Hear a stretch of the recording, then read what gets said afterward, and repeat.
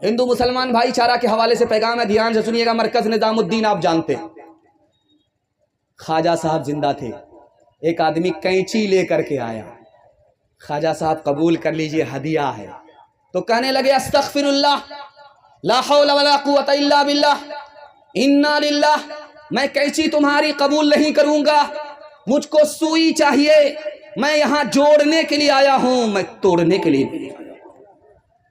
مہاتما گاندھی جی نے ہندو مسلمان سے کہا کہ تم ہندو ہو، ہم نے ہندو سے ہاں کو نکالا، تم مسلمان ہو، ہم نے تم سے میم کو نکالا، جب ہاں کو میم سے ملایا تو ہم ہو گیا کہ تم بھی ہندوستانی، ہم بھی ہندوستانی، ہم بھی ہندوستانی، تم بھی ہندوستانی۔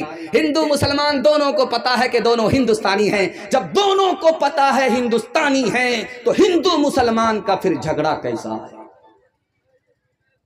ایک مثال پر پیغام کو ختم کر رہا ہوں، دھیان سے سنیے گا۔ ایک سنت کبیر گزرے ہیں، کبیر داس، انہوں نے ہندو مسلمان سے کہا کہ کسی ہندو کو کھڑا کر کے پوچھو یہ دنیا جانے والی ہے، وہ بولے گا جانے والی ہے۔ کسی مسلمان کو کھڑا کر کے پوچھو کہ یہ دنیا جانے والی ہے، وہ بولے گا کل من علیہا فان، یہ دنیا جانے والی ہے۔ ہندو مسلمان کو انہوں نے سبق دیا، پیغام دیا، جب ہندو کو پتا ہے یہ دنیا جانے والی ہے، ہندوستان جانے والا ہے، جب مسلمان کو پتا ہے یہ دنیا جانے والی ہے، ہندوستان جانے والا ہے، تو جانے والی دنیا پر آپس کا جھگڑا کیسا؟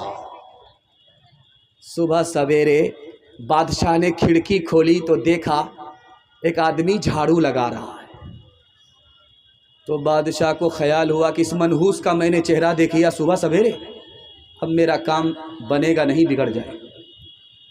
بادشاہ کا کام جب بگڑنے لگا تو اس نے وزیر کو کہا کہ اس جھاڑو لگانے والے کو پھانسی پر چڑھا دو۔ جب وہ پھانسی پر چڑھنے لگا تو پوچھا میرا قصور کیا ہے؟ تو بادشاہ نے کہا تم منحوس ہو، میں نے تمہارا چہرہ دیکھا، میرا کام بگڑنے لگا، نہ رہے بانس نہ بجے گی بانسری، اس لیے تم کو پھانسی پر چڑھایا جا رہا۔ اس غریب نے کیا جواب دیا وہ میں آپ کو سنا رہا ہوں۔ اس غریب جھاڑو لگانے والے نے کہا بادشاہ سلامت، ہم سے بڑے منحوس تو تم ہو، میں نے تمہارا چہرہ دیکھا، میری جان جا رہی ہے، تم نے میرا چہرہ دیکھا، تمہاری جان سلامت ہے، اب فیصلہ کرو کہ منحوس تم ہو یا منحوس ہم ہیں۔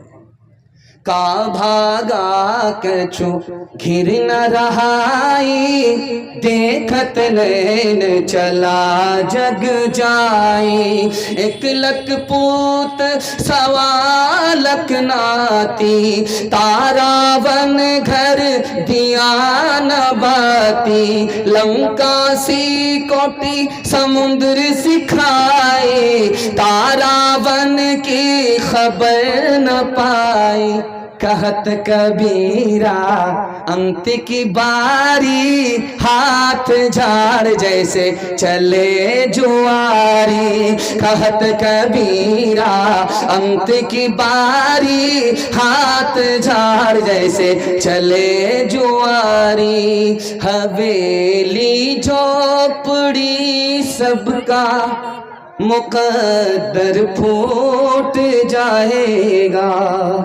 اگر یہ ساتھ ہندو مسلموں کا چھوٹ جائے گا۔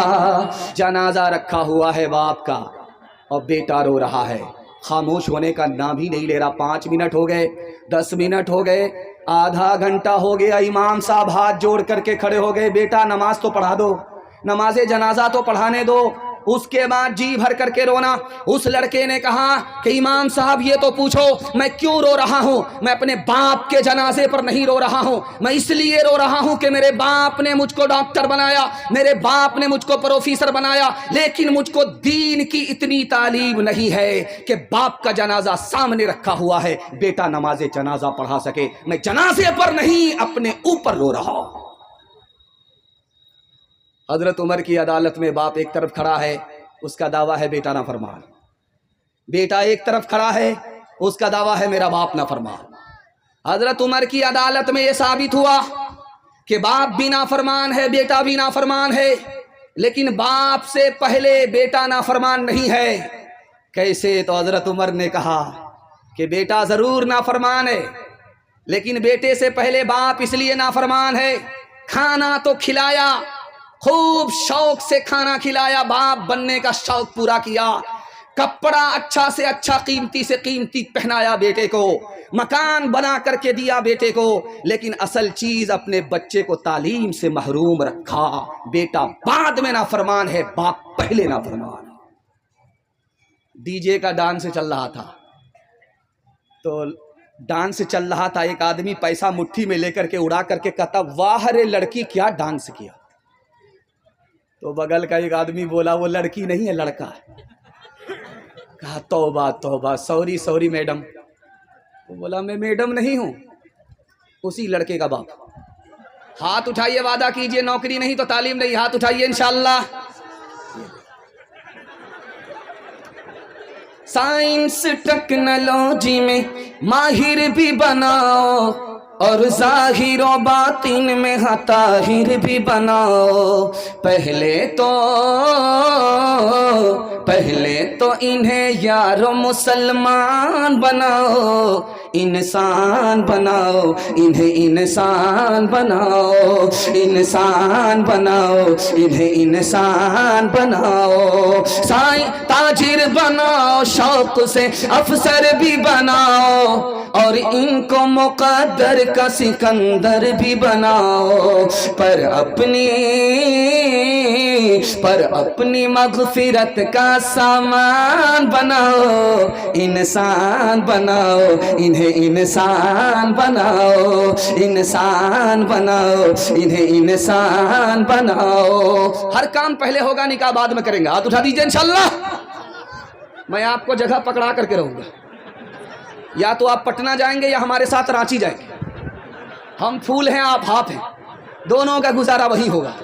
تیسرا نمونہ آپ کی خدمت پر رکھنے کے لیے جا رہا ہوں، بہت دھیان سے سنیے گا، تیزی کے ساتھ نکل جائے گا۔ اللہ کے 3 نام ہیں اور بندوں کے 3 نام ہیں۔ جب بندہ تھوڑا گناہ کرتا ہے تو بندے کا نام ظالم، اور خدا تھوڑا معاف کرتا ہے، خدا کا نام غافر۔ بندہ بہت زیادہ گناہ کر رہا ہے، بندے کا نام ظلوم، اور خدا بہت زیادہ معاف کر رہا ہے، خدا کا نام غفور۔ بندہ حد سے زیادہ گناہ کر رہا ہے، بندے کا نام ظلام، اور خدا حد سے زیادہ معاف کر رہا ہے، خدا کا نام غفار۔ دوسرے نمونے کو بہت دھیان سے سنیے گا، کتنا ہی بڑا آپ گناہ کر لیجئے، اللہ آپ پر 4 احسان جاری رکھتا ہے۔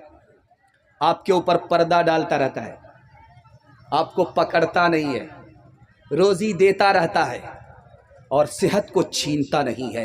ہم گناہ کرتے کرتے رات دن کو سیاہ کر لیتے ہیں، لیکن ہمارا خدا ہم کو معاف کرتے کرتے نہیں تھکتا۔ اتنا بڑا خدا ہے۔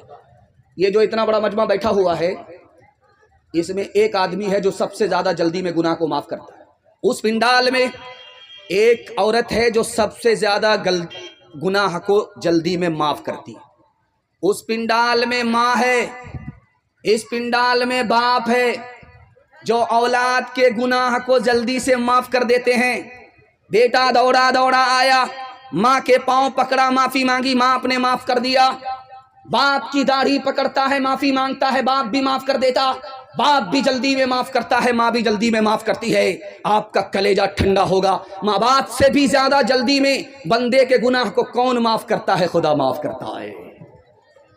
ماں کے پاؤں پکڑ کر کے منہ کھول کر کے معافی مانگنی پڑتی ہے، باپ کی داڑھی پکڑ کر کے منہ کھول کر کے معافی مانگنی پڑتی ہے۔ خدا کے پاؤں پکڑنے کی ضرورت نہیں، داڑھی پکڑنے کی ضرورت نہیں، منہ کھول کر کے معافی مانگنے کی ضرورت نہیں، دل کا ارادہ ہو گیا، خدا معاف کر دیتا ہے۔ ایک مثال پر پیغام ختم کر رہا ہوں، بہت دھیان سے سنیے گا۔ فرعون نے دعویٰ کیا میں خدا ہوں، اللہ نے بارش کو روک دیا تو فرعون پریشان ہو گیا، ابلیس سے بولا یار بارش نہیں ہوگی، میں جھوٹا ہوں، جھوٹا خدا ہو جاؤں، ذرا بارش کرا دو۔ تو ابلیس بولا 1 منٹ میں بارش ہو جائے گی، تم کو پریشان ہونے کی ضرورت نہیں ہے۔ ابلیس نے اپنے جچہ بچہ سب سے کہا کہ آسمان پر جاؤ، وہاں سے پیشاب کرو۔ ایسی بارش ہوئی کہ جواب نہیں۔ اس کے بعد ابلیس آ کر کے فرعون سے پوچھتا ہے بارش ہوئی تھی؟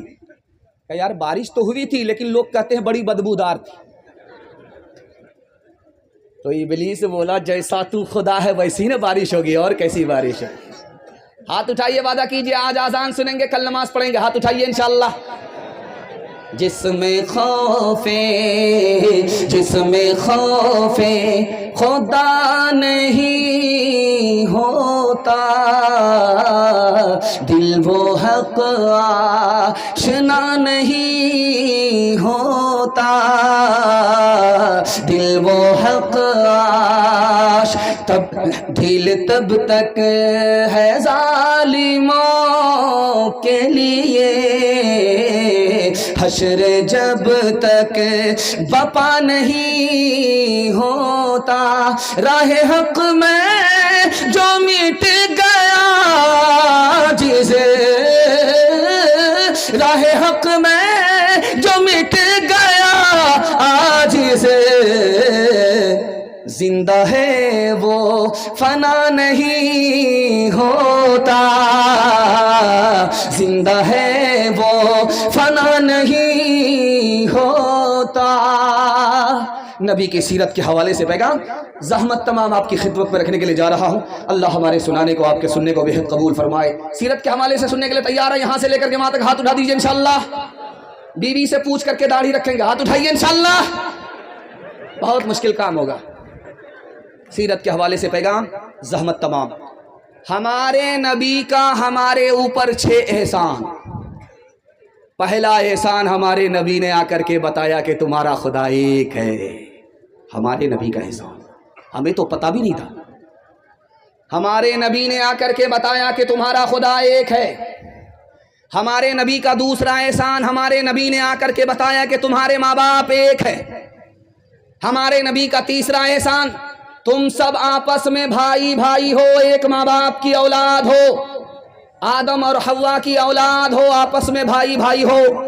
ہمارے نبی کا چوتھا احسان، بھائی ہو تو ایک بھائی دوسرے بھائی کا احترام کرو، کعبے کو تعمیر کرنے کے برابر ہے۔ ایک بھائی دوسرے بھائی کو ذلیل مت کرو، کعبے کو ڈھانے کے برابر ہے۔ ہمارے نبی کا پانچواں احسان، توبے کا دروازہ کھلا ہوا ہے، جو کل توبہ کرنی ہے وہ آج، جو آج کرنی ہے وہ ابھی کرنی ہے، اور دنیا کے بدلے اپنے دین کو برباد نہیں کرنا ہے۔ ہمارے نبی کا آخری احسان، جو خدا سے نہیں ملا سسر سے لیں گے، ہاتھ اٹھائیے انشاءاللہ۔ خیر ماشاءاللہ۔ ہمارے نبی کا احسان اترے گا کیسے؟ صرف 5 کام کرنا ہے۔ پہلا کام، نبی پر ایمان ہے، ایمان کی حفاظت کریں گے، نبی کے حکم کی قدم قدم پر اطاعت کریں گے، دل میں نبی کی عزت ہوگی، عظمت ہوگی، دل و جان سے نبی سے عشق اور محبت ہوگی، نبی کے دین کی قدم قدم پر، سنت پر چل کر کے مدد کریں گے۔ پادری کے پاس مسلمان آیا تو پادری نے بولا کہ تم عمر میں زیادہ بڑے ہو یا تمہاری داڑھی بڑی ہے؟ بولا آپ بھی عجیب پاگل آدمی، میں پہلے پیدا ہوا میری عمر بڑی ہے، میری داڑھی بعد میں پیدا ہوئی، میری داڑھی میری عمر سے چھوٹی ہے۔ کہ یار بات تو صحیح کہہ رہے ہو، لیکن 10 سال پہلے تم جب میرے پاس آئے تھے تو تمہاری داڑھی کالی تھی، 10 سال کے بعد جب تم میرے پاس آ رہے ہو تمہاری داڑھی سفید ہو گئی، 10 سال میں تمہاری داڑھی بدل گئی، لیکن تم بچپن سے 55 میں آ گئے، تم نہیں بدلے، نبی کی سنت پر کھڑے ہوئے نہیں۔ افسوس تو تمہارے اوپر ہے کہ داڑھی بدل گئی، تم نہیں بدلے۔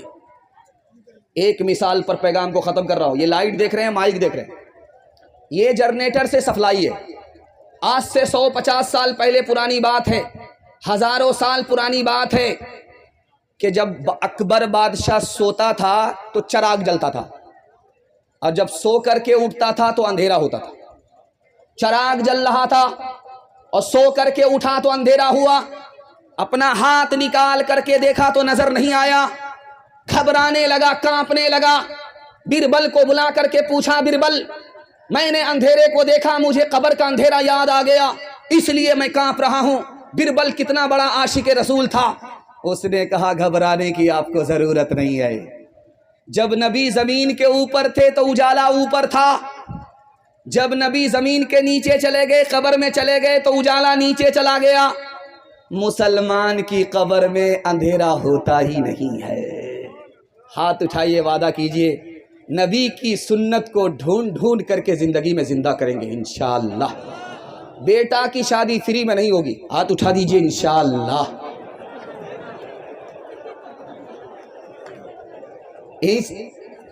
غیروں کے جیسی ہے صورت تمہاری، تم ہو مسلمان نریا کے ناری، تم ہو مسلمان نریا کے ناری، خطرے میں ہے تیرے، خطرے میں ہے تیرے مذہب کی شان، ہے رے مسلمان، ہے رے مسلمان، ہے رے مسلمان، ہے رے مسلمان۔